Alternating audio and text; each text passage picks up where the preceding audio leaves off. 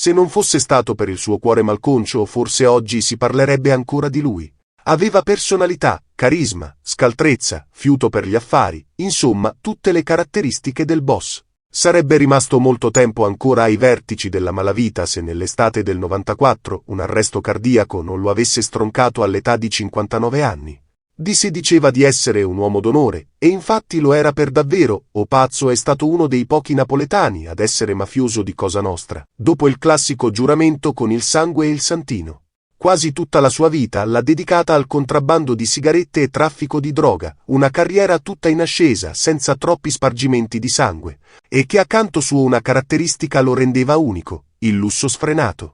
Infatti lui, nel mezzo di detenzioni e ricoveri in clinica, la vita se l'è goduta davvero, a differenza di altri boss, che si nascondono in covi molto modesti. Zazza no, Opazzo ha soggiornato in appartamenti sfarzosi tra Roma, Napoli e Parigi, in ville lussuose in California e in Costa Azzurra. Quando in quei pochi e brevi periodi che era a Napoli, era in una villa di via Petrarca a Posillipo, girando con l'autista in Rolls Royce. Un uomo temuto e rispettato, e a renderlo più potente e autorevole era anche il legame con personaggi come Michele Greco, detto il Papa, Tano Badalamenti e Stefano Bontate, tutti big di Cosa Nostra. In una intervista rilasciata a una TV privata aveva detto: il contrabbando a Napoli è come la Fiat a Torino. Se la levano crolla tutto.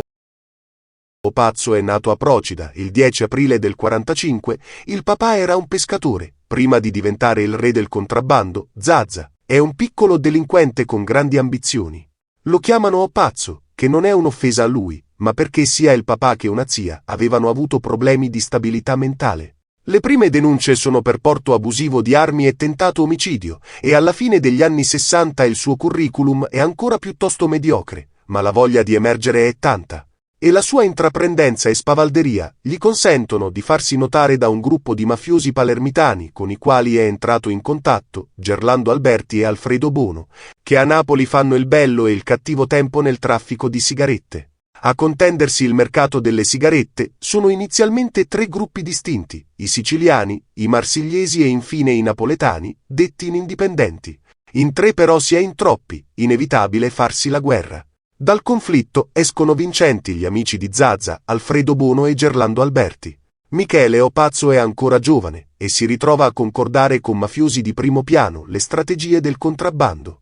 Nei primi anni 70 si calcola che a Napoli a vivere di contrabbando siano complessivamente 50.000 persone. Ecco perché Zazza dirà: io sono come Agnelli. Lo Stato, intanto, riesce a fare ben poco per limitare il contrabbando. Dal 69 al 73 finiscono sotto sequestro 81 navi e 250 tra pescherecci e motoscafi, ma il figlio del pescatore di Procida ha dimostrato di saperci fare, ha appena 34 anni e in Cosa Nostra lo stimano molto, ma hanno anche capito che è un soggetto difficile da tenere d'occhio, dunque devono farlo entrare nell'organizzazione per poterlo controllare meglio. E così fa il suo ingresso formale nella mafia palermitana, come racconterà molti anni dopo il pentito Tommaso Buscetta al giudice Giovanni Falcone. I vertici di Cosa Nostra e i mafiosi napoletani si incontrano nella tenuta della famiglia Nuvoletta. Alle riunioni partecipano i siciliani Pippo Calò, Totò Riina, Tommaso Spadaro, Nunzio Lamattina, i fratelli Pippo e Antonino Calderone, Nicola Milano, Bernardo Brusca e Giovanni Pullarà. Gli unici napoletani a prendere posto al tavolo, oltre ai Nuvoletta, sono Michele Zazza e suo fratello Salvatore. Opazzo, ben presto, si ritrova a capo di uno dei 4 gruppi che a Napoli controllano gli sbarchi del contrabbando e si dividono la costa che va da Ischitella a Castellammare di Stabia. Ma il denaro a Opazzo non gli basta mai e allora pensa di fregare i suoi amici mafiosi, come rivelerà Buscetta a Falcone. Stefano Bontate mi raccontò ridendo che Michele Zazza era un incorreggibile impostore perché ricorreva a ogni trucco possibile per scaricare le casse di sigarette nel suo interesse, trascurando quello di Cosa Nostra.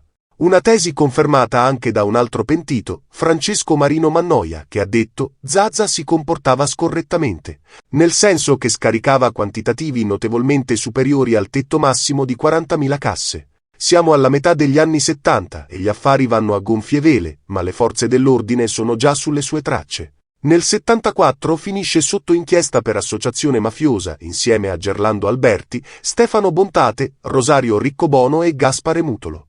Ma l'attenzione delle forze dell'ordine non lo infastidisce, si sente così invulnerabile che agisce alla luce del sole. I carabinieri, infatti, notano uno strano movimento nella sezione del Partito Socialdemocratico, frequentata da gente che con la politica non ha niente a che vedere. E, infatti, sono tutti personaggi legati al contrabbando. E dentro, a riceverli, c'è Michele Zazza, e a fare da usciere, il suo gorilla, Luigi Baccante.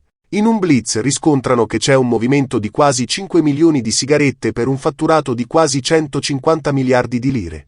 L'irruzione però non provoca inconvenienti seri a Opazzo perché hanno perquisito la sezione senza alcuna autorizzazione e Zazza se la cava con una denuncia a piede libero.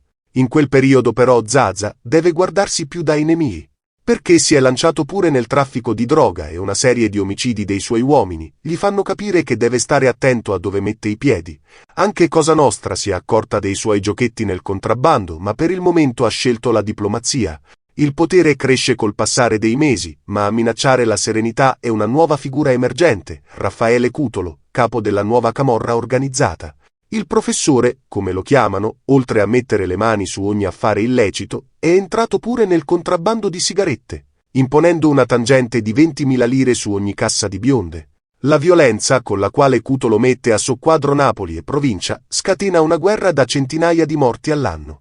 Per contrastare l'avanzata, i camorristi si alleano e danno vita alla nuova famiglia, della quale Zazza fa parte. Nel frattempo Opazzo continua a gestire i suoi affari. Tuttavia Zazza è disposto ad accordarsi con il capo della NCO, a patto che ci si divide il territorio di competenza. Col suo socio Ciro Mazzarella, parla dell'ipotesi di un'intesa con Vincenzo Casillo, o Nirone, il vice di Cutolo. A Cutolo tutto passa per la testa, tranne che negoziare. L'obiettivo del professore è fare fuori tutti i suoi nemici. Infatti un comando della NCO si trasferisce a Roma con l'obiettivo di ammazzare Zazza. Prima di sbarcare nella capitale, gli uomini del professore chiedono e ottengono l'appoggio della temutissima banda della Magliana. Edoardo Toscano, l'operaietto e Maurizio Abbatino, detto Crispino, forniscono al comando, tra cui c'erano Enzo Casillo e Giuseppe Puca, armi e sostegno logistico, e li portano in giro per Roma alla ricerca della vittima. La caccia però si rivela inutile perché Opazzo sa nascondersi molto bene. Nell'estate del 1981 la latitanza finisce. Da tempo alloggia sotto falso nome in un albergo dei Parioli e quasi tutte le sere frequenta i ristoranti e locali notturni alla moda. La voglia di godersi il danaro non è passata inosservata agli agenti. Pur avendolo individuato da tempo, la polizia preferisce aspettare e intervenire durante il summit, in modo da mettere le manette ai polsi a decine di camorristi. La riunione invece salta e i programmi di Zazza cambiano, compra un biglietto aereo per gli Stati Uniti, destinazione Boston. Per impedire che sfugga alla cattura volando negli USA, il 18 giugno gli agenti della squadra mobile entrano in azione e lo arrestano mentre si stava allontanando da un ristorante. A bordo di auto munita di radiotelefono e intestata a una società, i grandi magazzini della Magliana. Opazzo, quando s'è visto accerchiato, temeva che si trattasse dei killer della NCO. Al momento dell'arresto, sotto la giacca indossa un giubbotto antiproiettile, in tasca ha assegni bancari per circa 1,5 miliardi di lire, tutti da 50 milioni. Anche dopo la certezza che quelli sono agenti e non sicari del professore, Opazzo si sente male, la paura è stata grande. Mentre è detenuto, la sua organizzazione subisce un colpo durissimo. Il 15 settembre del 1981, in una villa di Montecomparti, la polizia arresta una dozzina di elementi del suo clan mentre si erano riuniti, per discutere come contrastare l'avanzata di Cutolo.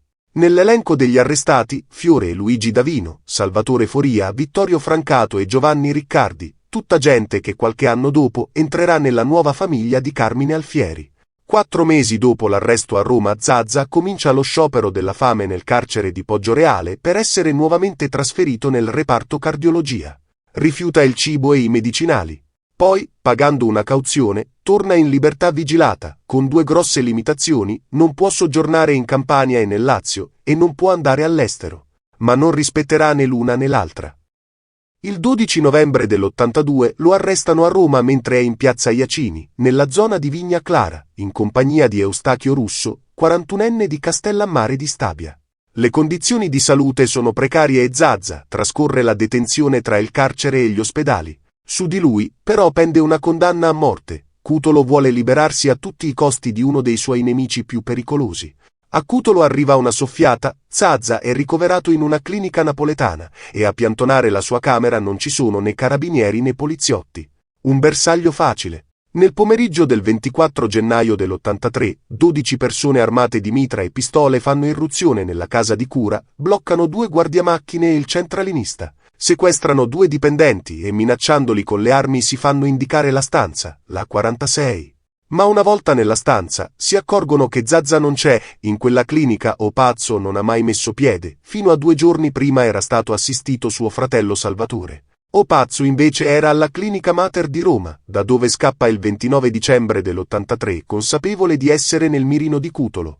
Alcuni giorni dopo Zazza, attraverso i suoi avvocati, fa recapitare una lettera dove confessa di essere scappato perché la sera prima erano andati nella sua stanza 2 individui che gli hanno detto che erano andati lì per ucciderlo, conosceva i 2 uomini e li ha convinti a desistere dall'incarico.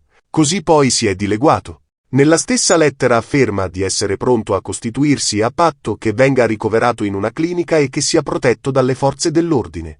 La Criminal Pol però è sulle sue tracce, cominciano a pedinare la moglie che insieme ai 3 figli alloggiano a Roma in un residence a Tor di Quinto.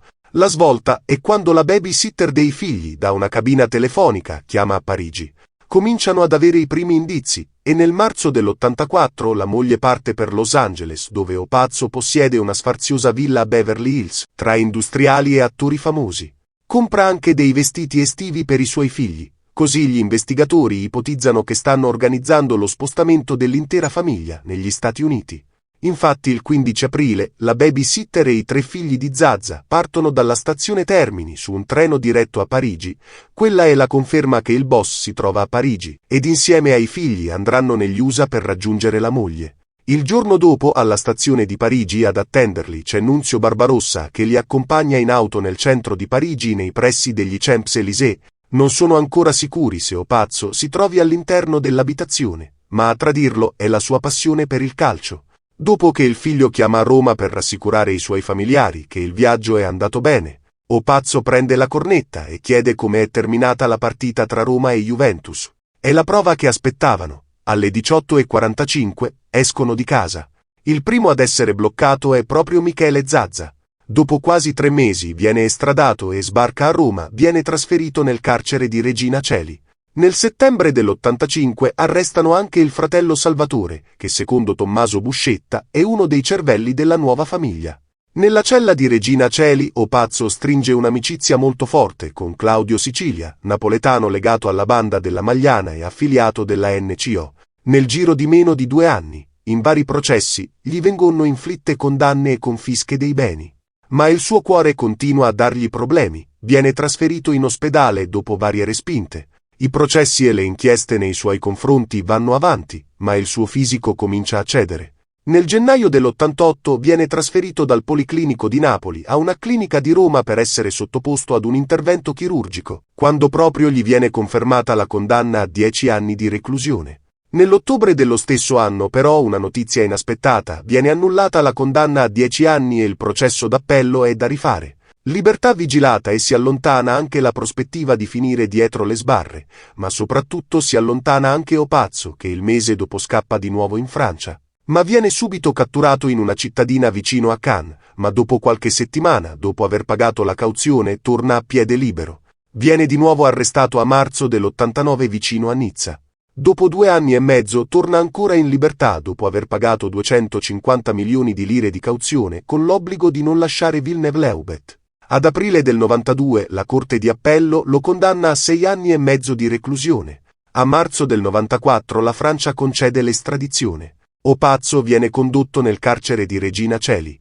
E qualche mese dopo, il suo cuore torna a fare capricci, deve fare degli esami, la mattina del 18 luglio del 94. Viene caricato per essere trasportato al Policlinico di Roma, ma quando è nel reparto ha un malore. I medici provano a rianimarlo, ma è tutto inutile. Michele Zazza, il re del contrabbando, è morto all'età di 59 anni. 2 giorni dopo il feretro arriva al cimitero di Portici. Opazzo ne aveva fatte tante e con i soldi si era potuto realizzare tutti i suoi sogni, soltanto l'ultimo non è riuscito a realizzare. Quello di tornare a Napoli,